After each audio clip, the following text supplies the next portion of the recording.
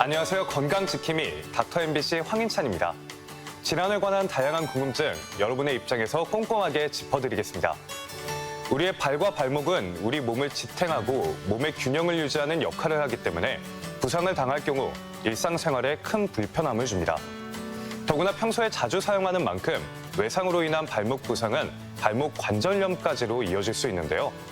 발목 관절염은 부상을 당한 후 제대로 치료받지 않고 방치해서 발생하는 경우가 많기 때문에 조기 치료가 무엇보다 중요하다고 합니다. 그래서 오늘은 전북대학교 병원 정형외과 이광복 교수와 함께 발목 관절염에 대해 자세히 알아보겠습니다. 우리 몸을 지탱하며 보행할 때는 더 많은 체중을 견뎌내야 했던 발목은 염좌나 골절 등 외상 위험이 굉장히 높습니다. 다른 부분의 관절염은 퇴행성이 대부분이지만 발목의 경우 외상이 70% 이상 차지하며 발병 시기도 10년 이상 빠르다고 하는데요. 그래서 이 시간에는 정형외과 전문의 이광복 교수와 함께 발목 관절염에 대해 알아보겠습니다. 네, 안녕하세요. 안녕하세요. 네, 우선 발목에 대해서 정확히 알아보면 좋을 것 같은데요. 발목 관절의 구조는 어떻게 이루어져 있을까요? 네, 발목 관절은 우리 다리뼈의 세 가지에 있는 뼈, 즉 정강이뼈, 그다음 옆에 있는 복숭아뼈, 그 밑에 있는 거골이란 뼈, 세 개의 뼈로 구성이 되어 있습니다. 이 세 개의 뼈가 주변 인대 구조에 의해서 안정적인 구조를 가지고 있는데요. 마치 그 모양을 보면 디귿자 모양의 형태의 격자 모양이라고 되고 있습니다. 네, 그렇다면 오늘 알아볼 발목 관절염은 무엇일까요? 네, 발목 관절염은 발목 관절에 생기는 만성 염증을 말합니다.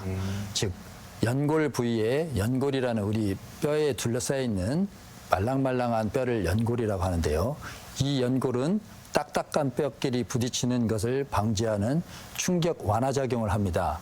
이러한 중요한 연골 부위에 만성 염증으로 인해서 발목이 붓거나 통증이 생기는 질환을 발목 관절염이라고 합니다. 흔하게는 무릎이나 엉덩이 관절염에 대해서는 들어봤는데 이 발목 관절염과는 어떤 차이가 있을까요? 네, 엉덩이 관절이나 또는 무릎 관절에 대해서 관절염에 대해서는 많은 분들이 잘 알고 계실 겁니다. 왜 그러냐면 흔히 발생하기 때문이죠. 그래서 그에 반해 이제 발목 관절염은 생각보다 빈도가 낮습니다. 물론 빈도의 정확한 통계는 없지만 빈도가 상대적으로 낮기 때문에 잘 알려지지 있지 않은데요. 그 특징을 보면은 발생 빈도뿐만 아니라 그 원인에서 차이가 나고요. 그 이유가 엉덩이 관절이나 무릎 관절은 주로 노인성, 즉 연세가 드셔서 연골이 닳아가지고 생기는 만성 관절염이 주를 이룬 반면에 발목 관절은 발목을 삐거나 또는 다치거나 하는 즉 외상성에 의해서 발생되는 게 주 특징입니다. 그래서 이러한 차이가 크게 나고요. 그런 원인으로 기여되는 이유는 해부학적인 특징이 있는데요. 엉덩이 관절이나 또는 무릎 관절의 관절 연골의 두께에 비해서 발목 관절은 두께가 연골이 1 내지 2mm 정도밖에 안 되는 얇은 구조로 되어 있기 때문에 그런 조그마한 외상이 반복될 때 관절염으로 잘 가는 그런 특징이 있습니다. 항상 우리 몸을 지탱하다 보니까 자주 아플 것 같은데 빈도가 그렇게 잦진 않군요. 네, 무릎이나 엉덩이 관절에 비해서는 아까 말씀드린 대로 해부학적 구조상 세 개의 뼈가 격자 모양으로 안정적으로 이루기 때문에 생각보다는 발생 빈도가 적습니다. 그럼 국내에 어느 정도 환자분들이 계신 걸까요? 네, 현재까지 정확한 통계는 없습니다. 그러나 우리가 건강보험심평원의 그 통계에 보면은 약 1년에 400만 명 정도가 관절염으로 앓고 있습니다. 네. 근데 그 중에 발목 관절염은 대략 한 7 내지 9% 정도로 되어 있기 때문에 그래도 무시할 수 있는 수치는 한 아니네요. 30만 명 정도 요 정도 발생한다고 보면 되겠습니다. 네, 그럼 발목 관절염은 특히 어떤 사람들에게 잘 생긴다 그런 것도 있을까요? 네, 아까도 말씀드렸듯이 그런 해부학적인 구조상 연골의 두께가 얇고 그 발생 빈도가 주로 외상, 다쳐서 생기는 거기 때문에 발목을 자주 삐는 직업이나 또는 그런 특징을 가지신 일을 하시는 분들, 예를 들어서 운동선수들, 네.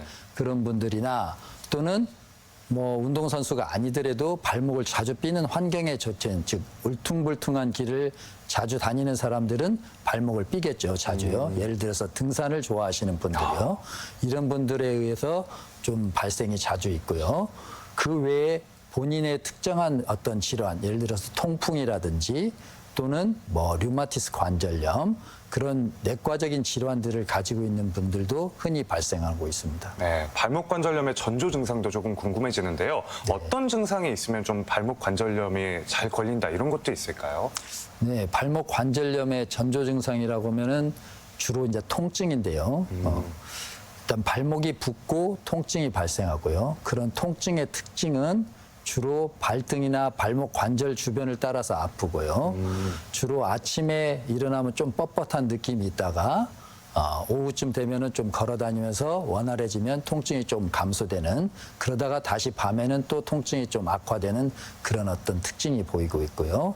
그다음 모든 관절 질환의 특징이겠지만 발목 관절도 관절 운동 범위가 있는데 그 운동 범위가 상당히 제한이 됩니다. 그래서 걸을 때 보행에 불편함을 느낄 정도의 관절 운동 제한이 발생하는 걸로 알려져 있습니다. 그렇다면 발목 관절염은 어떻게 진단되는지도 궁금합니다.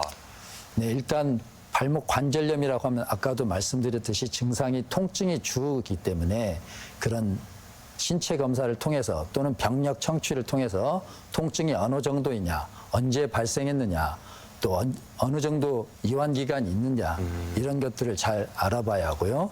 그런 걸 알고 이제 신체 검사를 통해서 관절 운동 범위라든지 통증의 부위가 어느 부위인지 확인을 하고 그에 따라서 이제 임상 검사를 하게 되는데요. 주로 엑스레이 검사를 주로 하고요. 그 외에 CT나 MRI 검사 등을 통해서 더 자세하게 진단을 하게 됩니다. 네, 엑스레이는 주로 우리가 한눈에 바로 볼 수가 있기 때문에 비교적 값싼 진단 기기로서 유용한 장비이고요. 또 CT는 뼈의 어떤 구조들, 관절에 얼마나 문제가 발생했는지에 대한 뼈를 더 확인하기 위해서 검사를 하는 방법이고요. MRI는 연부 조직, 즉 연골이나 인대 또는 주변의 심줄 이런 것들을 더 자세히 보기 위해서 관찰하는 진단 기기로 알려져 있습니다. 그리고 병의 진행 정도에 따라서 치료법도 다를 것 같은데요. 이 정도는 어떻게 분류가 되고 있습니까?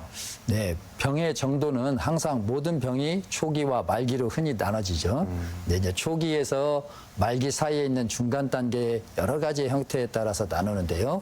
현재까지 이런 어떤 분류 방법들은 여러 학자들이 서로 자기의 주장대로 분류를 하고 있으나 이제 우리 의사들끼리 주로 받아들이는 방법이 타카쿠라라는 일본 학자에 의해서 나눈 단계법이 있습니다. 그래서 네. 주로 1단계에서 4단계로 나누는데요.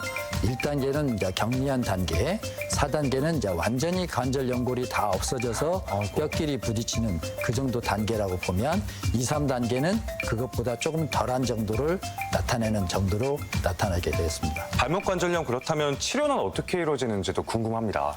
네.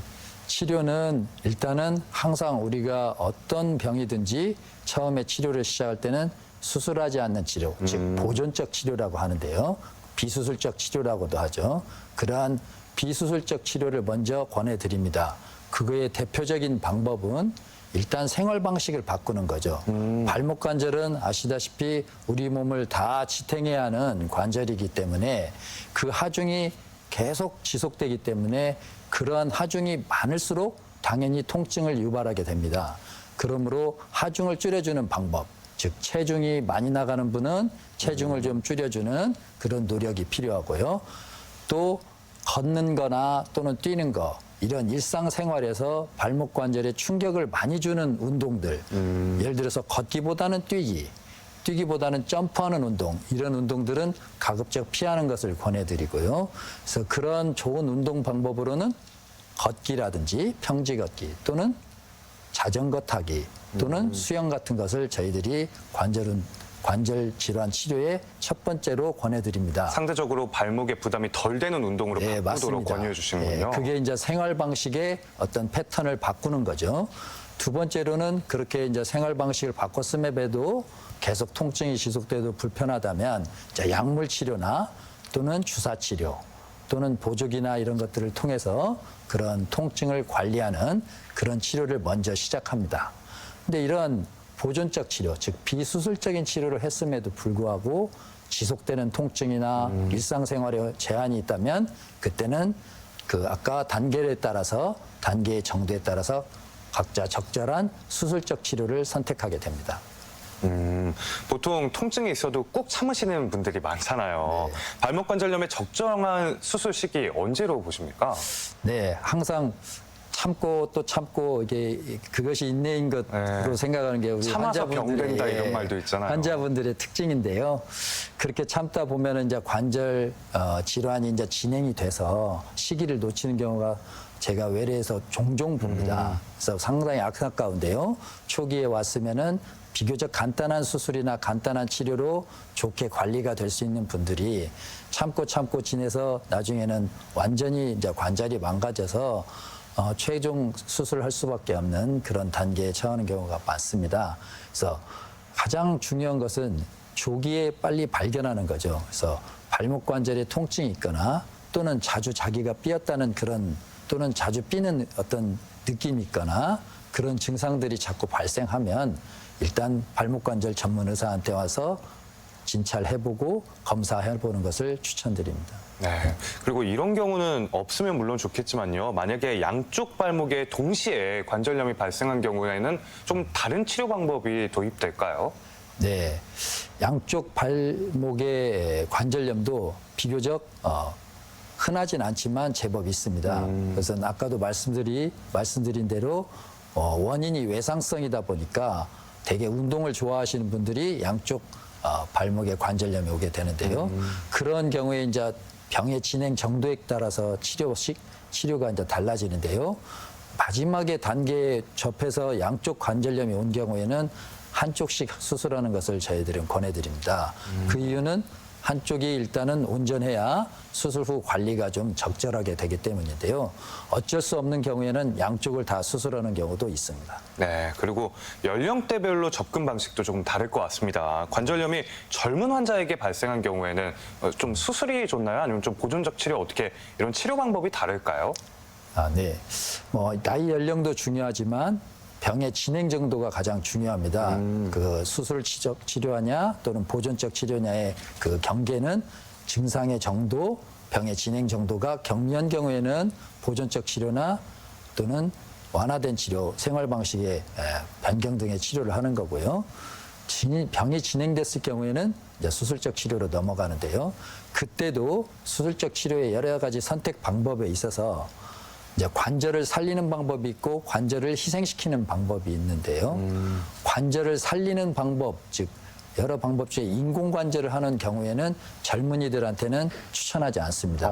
네. 그 이유는 인공관절은 수명이 있기 때문에 너무 젊은 연령에 인공관절 수술을 하게 되면 계속 지속적으로 수술해야 하는 그런 병폐가 있기 때문이고요.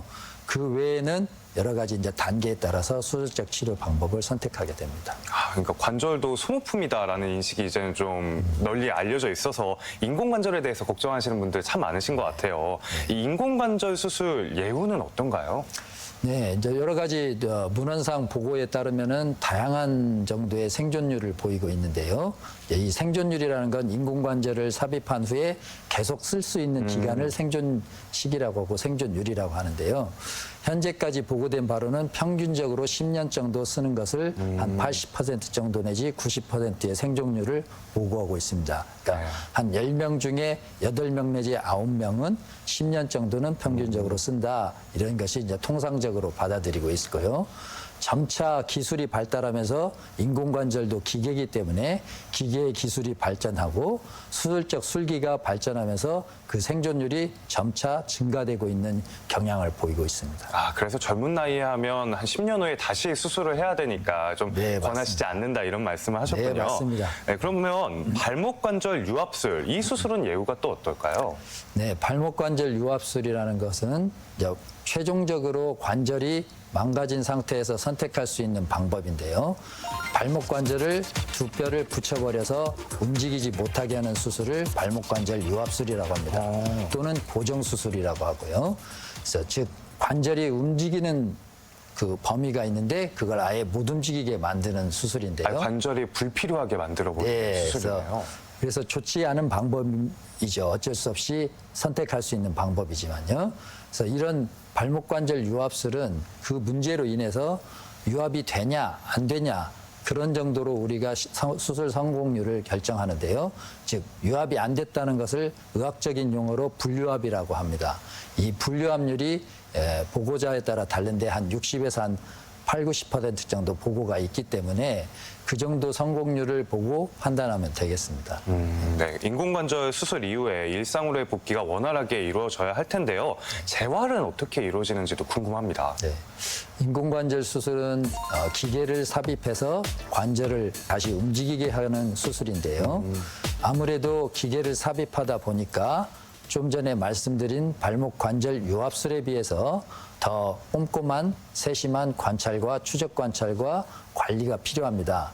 또 수술 후에도 관리가 더 세심하게 필요한데요. 그 이유는 인공관절이라는 기계가 들어감으로 인해서 감염의 발생이라든지 또는 발목에 부종이나 여러 가지 증상들이 발생할 수 있는데 그런 것들의 관리 여부에 따라서 수술 성공 여부가 결정되기도 하기 때문인데요. 수술 후에 대개 이제 관리하는 시기를 우리가 여러 가지 단계로 나누는데 대개 한 수술 후 한 2주까지 또 2주에서 한 6주까지 6주에서 한 3개월 정도 이렇게 나눠서 인공관절 수술 후에 관리를 하게 됩니다. 근데 수술 후 2주 내에는 상처 관리라든지 또는 부어 있기 때문에 부어 있는 것들을 빼주는 그런 부종 관리 이런 데 역점을 두면서 발가락 운동 정도 하는 것을 권해드리고요. 2주에서 한 6주 정도는 아무래도 이제 북이랑 가라앉았으면 그 다음부터는 관절 운동 범위를 회복하기 위해서 관절 운동을 적극적으로 이제 추진하고 주변 근육들의 근력 강화 운동을 권해드립니다. 그 이후에 6주 이후에는 이제 보행을 서서히 시작하면서 서서히 걸을 수 있는 단계로 진입할 수 있게 보행 훈련이라든지 균형 감각 운동을 시켜주고 근력 강화 운동을 더 적극적으로 시켜서 수술 후 3개월에는 일상생활로 완전히 복귀돼서 가벼운 운동을 할 수 있는 정도까지 만들어줄 수 있는 그런 재활 훈련의 단계를 거치고 있습니다. 네, 그렇다면 발목 관절염의 추적 관찰은 어떻게 진행이 될까요? 네, 발목 관절염을 추적하는 것은 이제 그 증상의 정도나 병의 진행된 시기에 따라서 다른데요. 경미한 경우에는 뭐 일상적인 보존적 치료를 하기 때문에 한두 달 간격으로 병원에 오면서 증상 조절을 하는 것이 중요하고요. 증상이 이제 진행이 되어서 병의 진행이 되어서 수술적 치료를 하게 됐을 때 발목 관절 유압술이나 이런 것을 했을 때는 대략 한 6주에서 3개월 또는 이런 시기를 두고 발목 관절 수술 부위가 잘 유압이 되는지 경과 관찰을 하면 되고요. 이에 반해 인공관절 수술은 아까도 말씀드렸듯이 세심한 관리가 필요하기 때문에 보다 더 자주 병원에 오셔서 인공관절의 상태가 어떤지 그것을 검사하는 것이 중요합니다. 계속 재활도 이루어져야겠고요. 네, 맞습니다. 네, 이렇게 치료도 좋지만 무엇보다 예방이 최우선이잖아요. 네. 발목 관절염을 예방할 수 있는 방법 어떤 게 있는지 소개 좀 부탁드리겠습니다. 네, 발목 관절염은 처음부터 계속 말씀드리지만 그 원인 발생이 발목을 삐거나 또는 다치거나 하는 외상성이 주를 이룹니다. 물론 이제 나이가 드셔서 연골이 닳아 없어지는 노인성, 즉 퇴행성에도 원인이 있지만 외상성이 주를 이루기 때문에 발목 관절을 삐지 않게 그런 관리가 필요합니다. 즉 주로 우리가 발목 관절을 삘 때는 이런 울퉁불퉁한 길을 가거나 또는 오르막 내리막 즉 등산 운동 같은 거 또는 점프하는 운동들에서 주로 발목을 삐기 때문에 그걸 삐지 않게 주의할 필요가 있고요. 만약에 삐었다면 그게 반복되어서 만성적인 불안정성이 생기면서 발목 관절염으로 진행이 되기 때문에 불안정성이 생기지 않게끔 초기에 발견해서 진단하고 치료하는 게 필요합니다. 즉 인대 불안정성이 생기면 인대 불안정성에 대한 수술적 치료를 해서 안정적인 구조로 바꿔주는 그런 조그마한 수술부터 빨리빨리 치료하는 것이 훨씬 나중에 발목 관절염으로 가서 큰 수술로 갈 수 있는 그 상황을 방지하는 어떤 일종의 예방법이라고 생각할 수가 있겠습니다. 네, 오늘 발목 관절염에 대해서 자세히 한번 알아봤는데요. 마지막으로 시청자 여러분들께 당부 말씀 한번 부탁드리겠습니다. 네. 발목 관절염은 그 발생 빈도가 무릎 관절염이나 엉덩이 관절염에 비해서 낮기 때문에 일반적으로 환자분들이나 일반인들이 잘 인지하지 못하고 있습니다. 그래서 발목이 단순히 아프면 단순한 통증으로 간과하기 쉽고 특별히 병이라고 생각하지 못한 상태로 지내시다가 병이 상당히 이환돼서 진행이 돼서 병원에 오는 경우가 많습니다. 그런 경우에 이제 의사로서 보다 보면 조기에 왔다면 가벼운 치료, 즉 수술적인 치료가 아닌 보존적 치료, 약물 치료나 간단한 보호 장비 그런 것들로 인해서 발목 관절염까지 심하게 진행되는 것을 예방할 수 있게 되는데요. 그런 시기를 놓쳐서 병이 진행되어서 수술적 치료 또는 수술적 치료 중에서도 심한 관절염 단계로 진행돼서 인공관절 수술이나 유압술을 하게 될 정도까지 진행되는 경우도 많이 있습니다. 그래서 제가 우리 여러분들께 당부드리고 싶은 것은 항상 모든 병이 그렇겠지만 조기에 발견해서 조기에 진단해서 조기에 치료하는 것이 병의 악화나 여러 가지 측면에서 훨씬 낫기 때문에 발목 관절이 아프거나 삐는 증상이 있거나 또는 통증이 지속된다면 그때는 저와 같은 발목 관절 전문 의사에게 와서 병의 정도가 어느 정도인지 조기에 진단하고 치료를 해서 발목 관절이 통증으로 인해서 걷지 못하는 그런 불행한 일이 생기지 않도록 즉 건강한 발목을 가질 수 있도록 생활하기를 권해드리고 싶습니다. 네, 이 시간에는 정형외과 전문의 이광복 교수와 함께 발목 관절염에 대해서 알아봤습니다. 네, 감사합니다. 감사합니다.